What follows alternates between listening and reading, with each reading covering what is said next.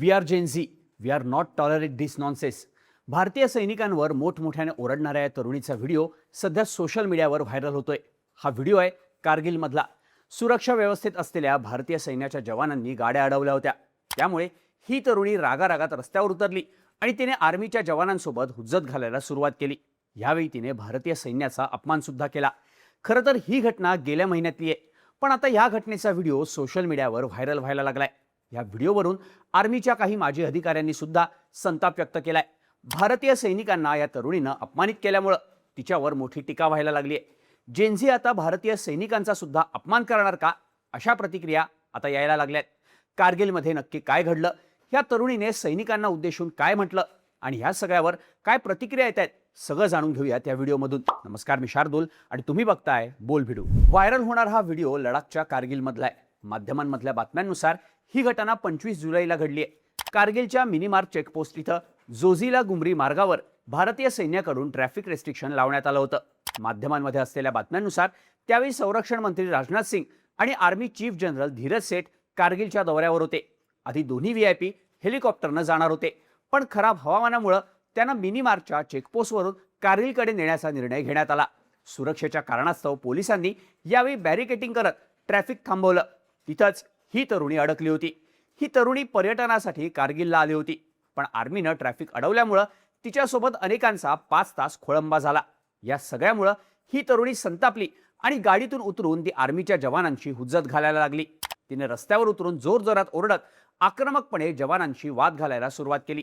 We are Gen Z, won't tolerate this nonsense. आम्ही सगळे इथे रस्त्यावर उतरू, मग बघतो तुमचा मंत्री इथून कसा जातो ते, असं ती तरुणी बोलत होती. यानंतर तिने आपल्यासोबत अडकलेल्या इतरही लोकांना, सांगा तुम्ही माझ्यासोबत आहात की नाही, सगळ्यांनी गाड्या काढा आणि पुढे चला. 5 तास झाले, गाड्या काढा आणि सगळ्यांनी पुढे जाऊयात. आम्ही पैसे देऊन इथे फिरायला येतो की हे सगळं सहन करायला येतो? त्यांनी कुलूप लावून आम्हाला अडवून ठेवलंय. हेच सगळं हे लोक काश्मीरींसोबत करतात. आता ते इथल्या पर्यटकांसोबत सुद्धा असंच करायला लागलेत, असं ती महिला जोरजोरात बोलताना व्हिडिओमध्ये दिसते. या तरुणीचा आणखी एक व्हिडिओ सुद्धा व्हायरल झाला, ज्यात तिने आर्मीच्या जवानांचा अपमान केला. यावेळी ती काही आर्मीच्या अधिकाऱ्यांशी अरेरावी करताना दिसते. आम्ही इथून हलणार नाही, तुम्हाला जे करायचंय ते करा, आम्ही कोणालाही सोडणार नाही. आमच्या टॅक्समधून सगळ्यांना पगार जातात, आम्ही त्यासाठीच टॅक्स भरतो. मग आता हे लोक आमच्यापेक्षा मोठे झाले का? आम्ही इथेच बसणार, हा मुद्दा आता संसदेत जाईल, असं ही तरुणी अधिकाऱ्यांशी वाद घालताना बोलत असल्याचं व्हिडिओमध्ये दिसून येत आहे. या सगळ्यावर आर्मीच्या काही अधिकाऱ्यांनी सांगितलं की या तरुणीने भडकाऊ गोष्टी बोलत इतर पर्यटकांना सुद्धा उकसवलं. त्यामुळे सगळे लोक रस्त्यावर उतरले, पण सुरक्षेच्या कारणास्तव हा मार्ग अडवण्यात आला होता. तरीही या महिलेनं सुरक्षेसाठी तैनात असलेल्या जवानांसोबत हुज्जत घातली. हा पूर्णपणे पोलीस चेकपोस्टचा विषय होता, याच्याशी आर्मीचा काहीही संबंध नव्हता, असं काही अधिकाऱ्यांचं म्हणणं आहे. 25 जुलैचा हा व्हिडिओ गेल्या 2 दिवसांपासून व्हायरल व्हायला लागलाय आणि यावरून जोरदार प्रतिक्रिया यायला लागल्यात. या तरुणीवर सगळ्यांनी जोरदार टीका केली आहे. जम्मू काश्मीरचे मुख्यमंत्री ओमर अब्दुल्ला म्हणाले, तुम्हाला माहित नाही माझा बाप कोण आहे? अशा प्रकारे आम्ही जेन झी आहोत असं बोलण्याचा नवीन ट्रेंड सध्या सुरू झालाय. अशामुळे जेन झींबद्दल असलेला रिस्पेक्ट संपून जाईल, असं ओमर अब्दुल्ला म्हणाले. खरं तर हा व्हिडिओ जिथला आहे तो भाग लडाखच्या संवेदनशील भागांमध्ये मोडतो. लडाख, कारगिल किंवा LAC भागात फिरण्याची परवानगी असली तरी ती पूर्णपणे आर्मीच्या आणि प्रशासनाच्या अटींवर असते. तिथं सुरक्षेच्या कारणास्तव कोणत्याही नागरिकाला आर्मीच्या कामात अडथळा आणण्याचा किंवा नियम मोडण्याचा अधिकार नसतो, असाही नियम आहे. या महिलेच्या व्हिडिओवर मिझोरामचे राज्यपाल आणि माजी लष्कर प्रमुख VK सिंग यांनीही प्रतिक्रिया दिली आहे. देशाचं रक्षण करणाऱ्या जवानांना चुकीचं ठरवून त्यांना अपमानित करणं योग्य नाही. तरुणीनं केलेली टीका ही परिस्थिती जाणून घेतल्यानंतर असायला हवी, असं VK सिंग म्हणाले. तर सैनिकही कर भरतात असे सांगत या तरुणीच्या उद्धटपणाला माजी core commander lieutenant general Satish दुआ यांनी प्रत्युत्तर दिलंय. लडाख हा सीमावर्ती प्रदेश असल्यानं तिथं सुरक्षेचा मुद्दा अतिसंवेदनशील असतो, याची आठवणही त्यांनी करून दिली आहे. जनतेनं लष्करी सैनिकांचा आदर करण्याचा आणि कायद्याचं पालन करण्याचा सल्लाही दुआ यांच्याकडून देण्यात आलाय.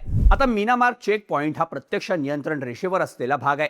अशा ठिकाणी सुरक्षेसाठी काही काळ रस्ता बंद करणं, वाहतूक नियंत्रित करणं ही सामान्य बाब आहे. गुप्तचर माहिती, शोध मोहीम, लष्करी ताफ्यांची वाहतूक, त्यांची सुरक्षा हे सुद्धा यासाठी महत्त्वाचं कारण आहे. त्यासह हवामानातील बदल, भूस्खलनाची माहिती, अशा नैसर्गिक घटनांमुळे सुद्धा असे निर्णय घ्यावे लागतात. पर्यटकांच्या सुरक्षेसाठी या उपाययोजना करण्यात येतात. अशा ठिकाणी सैनिकांनी सांगितलेल्या प्रोटोकॉलकडे दुर्लक्ष करणं महागात सुद्धा पडू शकतं. मात्र ह्याची जाणीव नसताना ती माहीत करून घ्यायचे कष्ट न घेताच पर्यटकांच्या सुरक्षेसाठी काम करणाऱ्या सैनिकांनाच अशा प्रकारे शिवीगाळ करणं हे अयोग्य असल्याच्या प्रतिक्रिया देशभरातून उमटताना दिसत आहेत. या सगळ्यावरून संबंधित तरुणीनं सुद्धा नंतर माफी मागणारा एक व्हिडिओ शेअर केलाय.